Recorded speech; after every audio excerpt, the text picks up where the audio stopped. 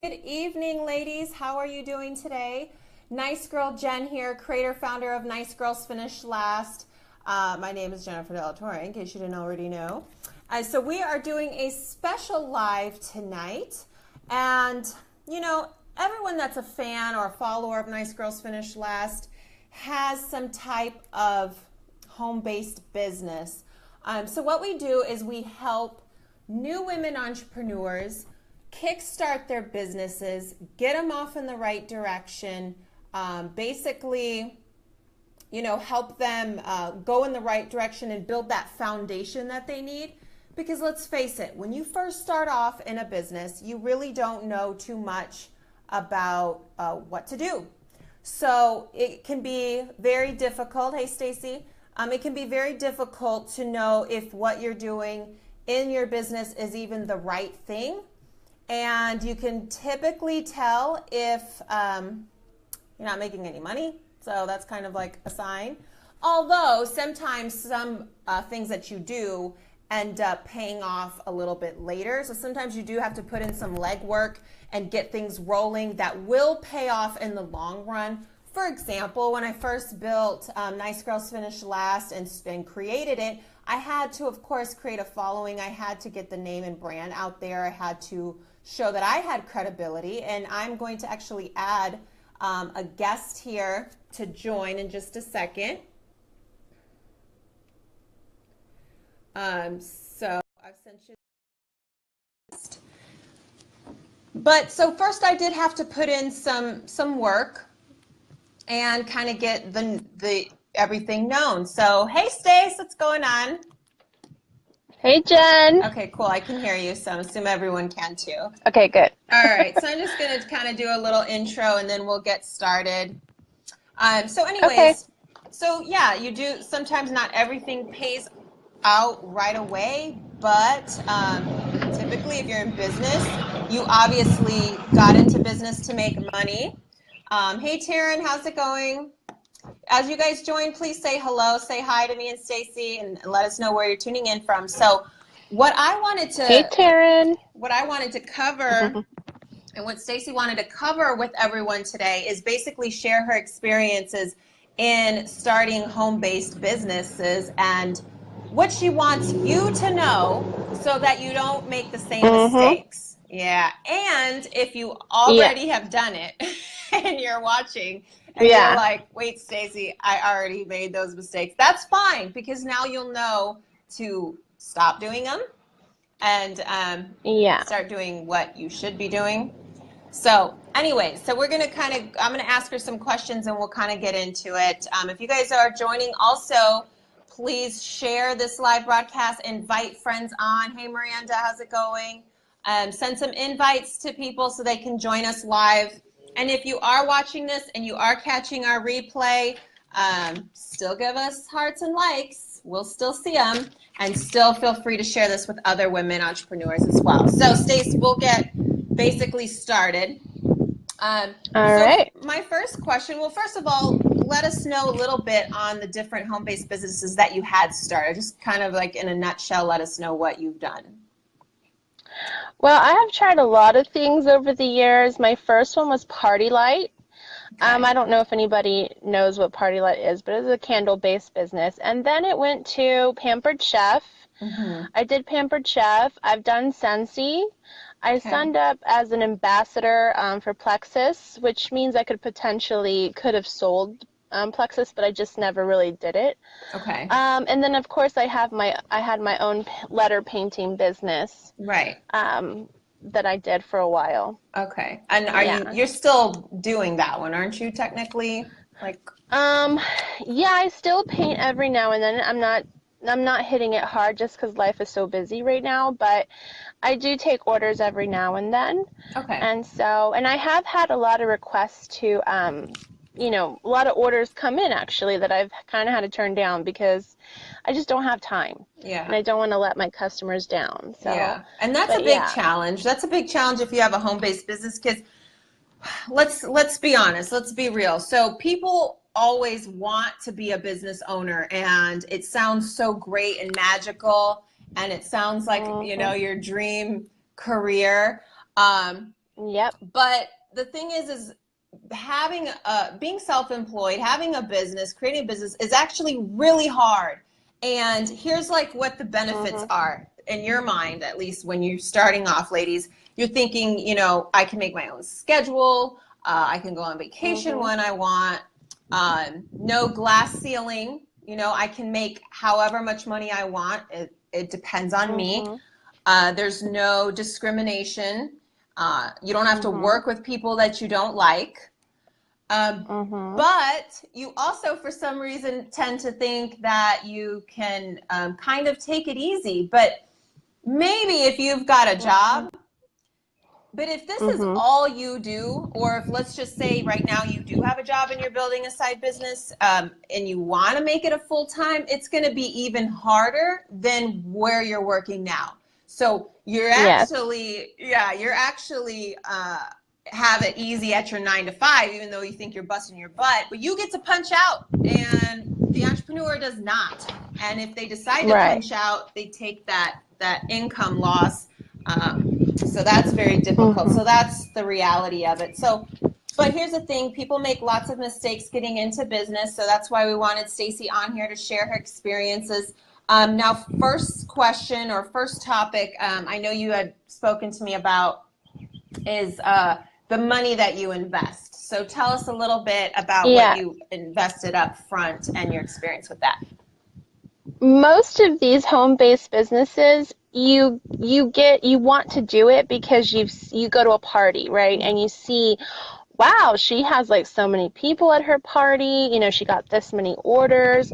Look at her presentation. She has a beautiful display.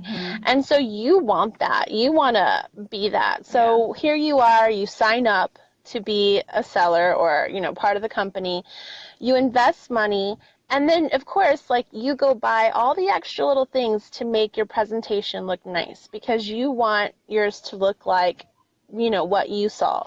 Right. And so my problem is I would go too far. I would spend more money on the extra presentation than actually making money.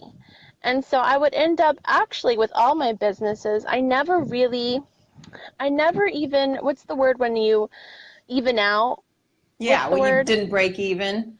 Yeah, you don't even break even because you don't even see the money because whatever money you make, you're trying to put it back into your bank account because you just spent all this money on, even if it's like food and drinks for your, you know, for your guests. Yes, okay. Yes, and so it's definitely, that's a no-no. Don't do that. I mean, I think too, I did a live yesterday briefly talking about how your ego gets in the way of your business.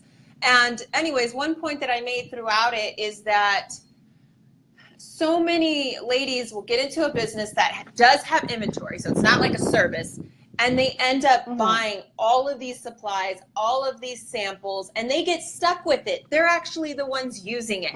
And truth be told, in one of my very early experiences, I had even made that mistake and I had bought all this inventory and you know what? I bought it because I liked it. So you kind of justify that, oh, if I can't sell it, I'll use it. Okay, but then that's not a business. Like good for you, but that's not a business now.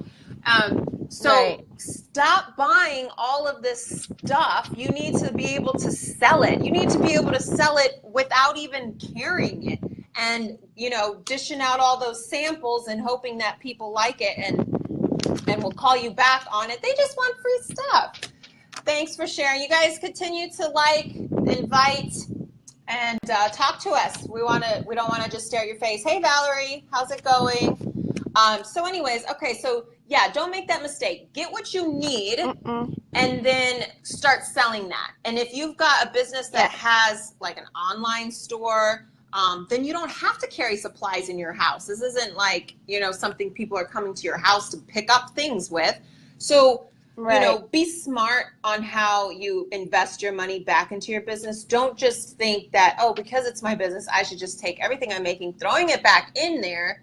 Well, then where are you making money? You might as well have not wasted any of your time and just sat down and watched TV the whole time, because what did you accomplish? Nothing. Nothing. Yeah, sorry, ladies. But anyway, so 2, let's see, what was the next thing? All right, so tell us, Stacey, a little bit about your experience on not so much trying to build your business, but doing it for those that are above you, that got you in, pretty much. Mm-hmm. So yeah, sometimes I got caught up in.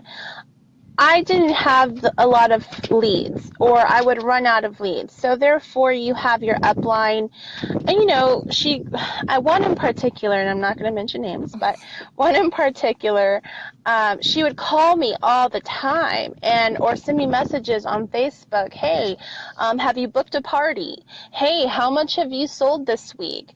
Hey, and it got overwhelming to the point where it takes the enjoyment out of even having your own business. I kind of didn't want to do it anymore. It's kind of like you started a business, but now you've got a boss breathing down your neck. Right.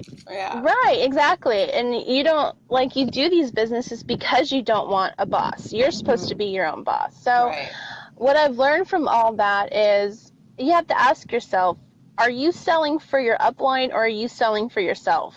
Right. Who are you trying to please, yourself or your upline? Because your upline, of course, they care about, some care about their team and they're going to help you, of course. But a lot of times it's all about the money. They want to make money, right? So they're going to put pressure on you on how much have you sold this month, how many parties have you booked, how many people have you talked to is a big one. And it just kind of turns you off from it all. And you start pleasing your upline. Yeah, I think that's an important lesson because, if you guys are building your business now, you're going to get people onto your team. So you are going to want to hold them accountable and you are going to want to keep them on their game, because if you don't help them make money, they're going to quit. But you're not their boss. You're supposed to be their leader. You're supposed to be looking out for them. You're not supposed to be micromanaging them. And also, with going back to pleasing your upline, if your upline expects you to put in this order on this date by this deadline, but you should know your comp plan in your business, so get very familiar with it. If you know that you're better off waiting to put it in after this cycle, after whatever, because you're trying to hit certain bonuses, so you're not trying to just help them look great, you are trying to earn bonuses so that you can make more money, then you cannot listen to them. Because I know, ladies, that's happened to them, where they put in orders or whatnot that they had, or put in team members because their upline was pushing them to do it, but come to find out, because they did that and they weren't smart enough or didn't think enough to go and know what their comp plan is, know what was going to best help them, they missed out on hitting bonuses. Because sometimes there's those little sneaky loopholes, and if you're just trying to make them happy, oh, I got orders, great. But who are you doing it for them, or are you doing it for you and your better lifestyle? That's so true, because I've been there. I have been there where I'm like, okay, maybe I'm just going to save this order for, to hit this goal next month. Yeah. Because I have certain things lined up next month. But no, they're like, no, turn it in now. Just go ahead and turn it in now. And at the end of the day, they're not looking out for you. They're looking out for themselves. Yeah. And so that's where you start to just kind of get turned off by the whole thing. So, and of course, some have good intentions, but you got to know what you're doing and be familiar with it, and don't just do it to make them happy. Right. All right. So also, falling into the hype. This one's so much fun for me because, to be honest, guys, I kind of roll my eyes and get annoyed when I see certain things online, because we're no BS